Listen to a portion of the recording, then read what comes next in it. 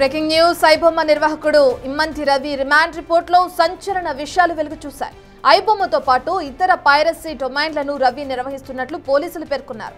అంతేకాదు 65కి పైగా మిర్రర్ వెబ్సైట్లు నిర్వహిస్తున్నట్లుగా కూడా రిమాండ్ రిపోర్టులో తెలిపారు. ప్రతి నెల 3.7 మిలియన్ యూజర్లు లాగిన్ అవుతున్నట్లు గుర్తించామన్నారు. 6 ఆన్లైన్ బెట్టింగ్ యాప్స్ ద్వారా భారీ ఆదాయం సంపాదించినట్లు తెలిపారు.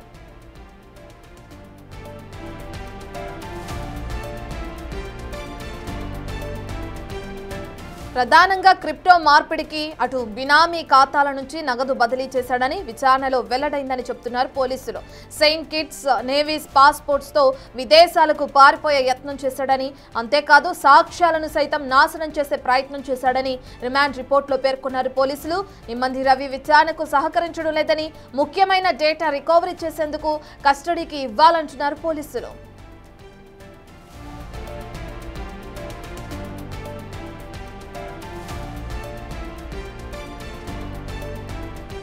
TraderIn.com, MakeIndia.shop అనే 2 డొమైన్లను ఇమ్మంతి రవి రిజిస్టర్ చేసుకున్నాడని పోలీసులు తెలిపారు. ఒక డొమైన్ అమెరికాలో, మరో డొమైన్ అమీర్పేటలో రిజిస్టర్ చేసుకున్నట్లు చెప్పారు. అయితే ఇవే ఇమ్మంతి రవిని పట్టించాయని కూడా పోలీసులు తెలుపుతున్నారు. ఇక రవి బెదిరింపులకు పాల్పడిన స్టేట్మెంట్స్ ను సైతం రిమాండ్ రిపోర్టులో ప్రస్తావించారు పోలీసులు.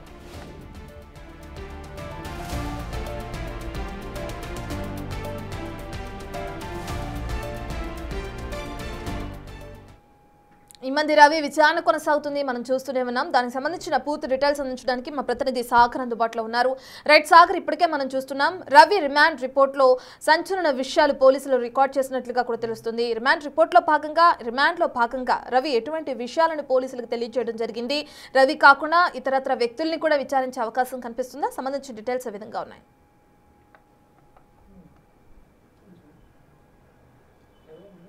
ఐబొమ్మ ఇమ్మంతి రవి కేసులో సంచలన విషయాలు వెలువస్తున్నాయి. రిమాండ్ రిపోర్ట్లో కూడా కొన్ని కీలక అంశాలు పోలీసులు వెల్లడించిన పరిస్థితి కనిపిస్తుంది. ఎందుకంటే ఐబొమ్మతో పాటుగా బొప్పం టీవీ అనే డొమైన్ని రన్ చేశారు.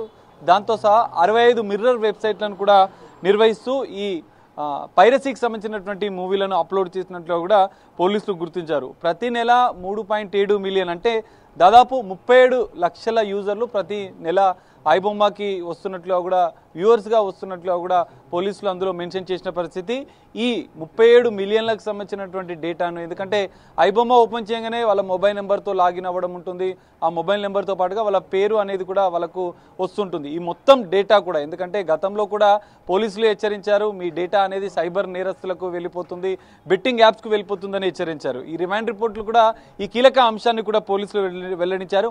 37 మిలియన్కి సంబంధించినటువంటి సబ్స్క్రైబర్ల డేటాను add bull and traders in ద్వారా 1win, 1x బెట్ వంటి గేమింగ్ బెట్టింగ్ యాప్స్కు కూడా ఈ డేటాలను మళ్లించినట్లు కూడా పోలీసులు గుర్తించినట్లు కూడా ఈ రిమాండ్ రిపోర్ట్లో వెల్లడించిన పరిస్థితి. మరో అంశం, పాన్ కార్డును నకిలీ పేరుతో, ప్రహ్లాద్ కుమార్ పేరుతో నకిలీ పాన్ కార్డును వినియోగించినట్లు, నకిలీ డ్రైవింగ్ లైసెన్స్ వినియోగించినట్లు కూడా పోలీసుల రిమాండ్ రిపోర్ట్లో పేర్కొన్నారు.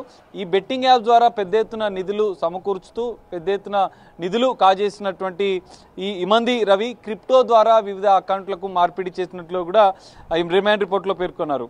iPhone 14 ప్లస్, శాంసంగ్ మొబైల్స్, నకిలీ పాన్ కార్డ్, డ్రైవింగ్ లైసెన్స్, దాదాపు 17 హార్డ్ డిస్క్లు, ఎందుకంటే 21,000 సినిమాలను పైరసీ చేసి అందులో అప్లోడ్ చేసినట్లుగా కూడా పోలీసులు గుర్తించిన నేపథ్యంలో దానికి సంబంధించినటువంటి 17 హార్డ్ డిస్క్లను కూడా పోలీసులు స్వాధీనం చేసుకున్నారు.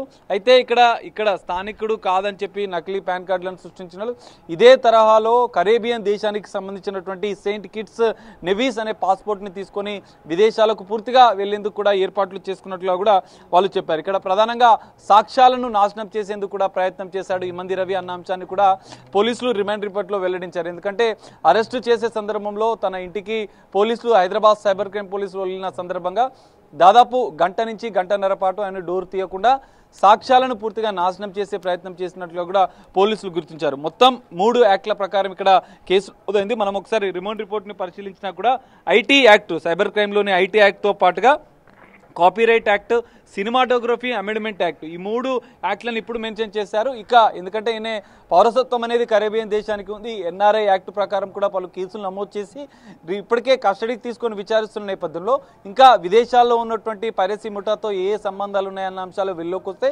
అక్కడ ఉన్నటువంటి, ఎందుకంటే ఈ మంది రవికి సహకరిస్తున్నటువంటి వారిపైన కూడా ఈ కేసులో వారిని కూడా నిందితులుగా చేర్చే అవకాశం కనిపిస్తుంది. మొత్తం 51 పేజీల రిమాండ్ రిపోర్ట్లో 9 పేజీలు రిమాండ్ రిపోర్ట్ ఉంది. కన్ఫెషన్, సీజర్, పంచనామా అనేది 3 పేజీలు ఉంది. ఇట్లా వివిధ రకాలుగా మొత్తం 51 పేజీలకు సంబంధించినటువంటి రిమాండ్ రిపోర్ట్ను పోలీసులు అయితే ఇందులో క్లియర్గా అన్ని అంశాలు వెల్లడించిన పరిస్థితి. అయితే గతంలో కూడా ఎఫ్ఐఆర్లలో కేసులు నమోదైన ఈ మంది రవికి ఇక్కడ హైదరాబాద్తో పాటుగా భారతదేశంలో సహకరిస్తున్నటువంటి వారిని కూడా పోలీసులు గతంలో అరెస్ట్ చేసినట్లు ఇందులో వెల్లడించారు. ఎందుకంటే A1గా రవి ఈ మంది ఉంటే A2గా దుద్దెల శివాజీ అనే వ్యక్తి ఉన్నాడు. ఇతను వెబ్సైట్ డెవలపర్ అన్నట్లుగా కూడా తెలుస్తుంది. వాల్మీకి స్ట్రీట్, సీతారాంపురం, ఉదయగిరి, నెల్లూరు జిల్లా, ఆంధ్రప్రదేశ్ నెల్లూరు జిల్లాకు చెందినటువంటి వ్యక్తి దుద్దెల శివాజీని గతంలోనే ఈ కేసులో అరెస్ట్ చేశారు. వీళ్ళ యొక్క డేటా ఆధారంగానే వీళ్ళు ఇక్కడి నుంచి ఇతని యొక్క వివరాలను కూడా తీసుకున్నట్లుగా కూడా పోలీసులు చెప్తున్నారు.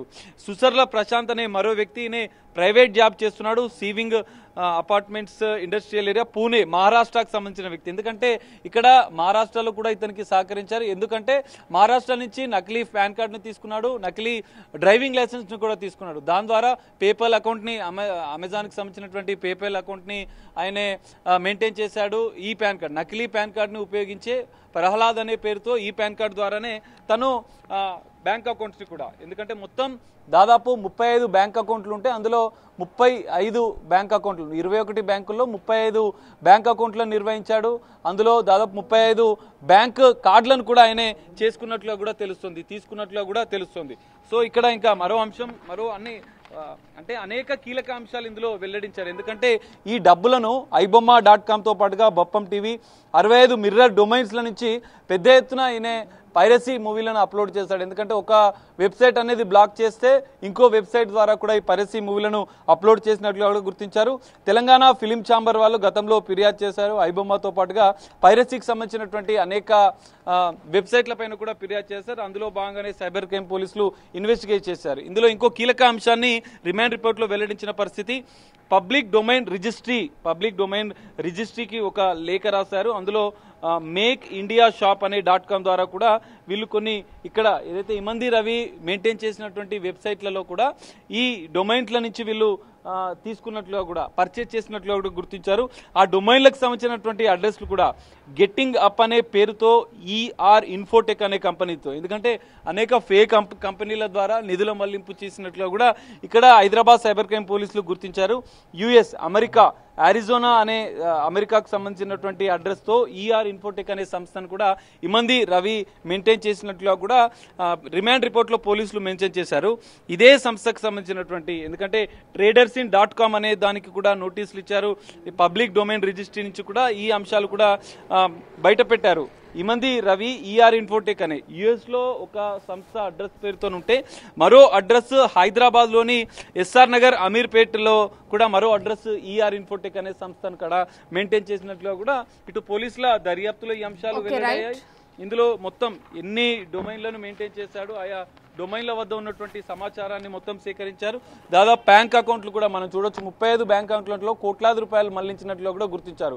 కేవలం 4 బ్యాంక్ అకౌంట్లలోనే 3 కోట్లకు పైగా హైదరాబాద్ సైబర్ క్రైమ్ పోలీసులు చీజ్ చేస్తే ఇంకా 30 అకౌంట్లు ఉన్నాయి. అందులో ఇంకా ఎన్ని కోట్ల రూపాయల నిధులు ఉండే అవకాశం ఉన్నట్లుగా కూడా పోలీసులు భావిస్తున్నారు. అందులో భాగంగానే కీలకంగా అతని కస్టడీకి తీసుకొని విచారిస్తున్నారు. నాంపల్లి కోర్టు ఇప్పటికే 5 రోజుల కస్టడీకి అనుమతించిన నేపథ్యంలో అతన్ని 5 రోజులు విచారిస్తే ఎన్ని కోట్ల రూపాయలు ట్రాన్సాక్షన్ జరిగాయి, బెట్టింగ్ యాప్ ద్వారా ఎన్ని కోట్ల రూపాయలు నిధులను ఇతని అకౌంట్స్కు మళ్లించారు, అంతర్జాతీయ స్థాయిలో ఉన్నటువంటి బెట్టింగ్ యాప్స్తో పాటుగా పైరసీ ముఠాతో ఇమంది రవికి ఎలాంటి సంబంధాలు ఉన్న అంశాలు కూడా కస్టడీ విచారణలో బయటపడే అవకాశం ఉంది. ఎక్కడెక్కడ ఏ దేశాల్లో సర్వర్లు పెట్టి ఈ పైరసీ ముఠాని ఈ విధంగా రన్ చేస్తున్న అంశాలు కూడా సైబర్ క్రైమ్ పోలీసుల కస్టడీ విచారణలో వెల్లడే అవకాశం ఉంది. 5 రోజుల కస్టడీ పూర్తయిన అనంతరం కూడా ఈ కేసులో ఇమంది రవి కేసులో మరికొన్ని సంచలన విషయాలు కూడా బయటపడే అవకాశం అయితే కనిపిస్తుంది. Ratna. Right, thank you Sagar.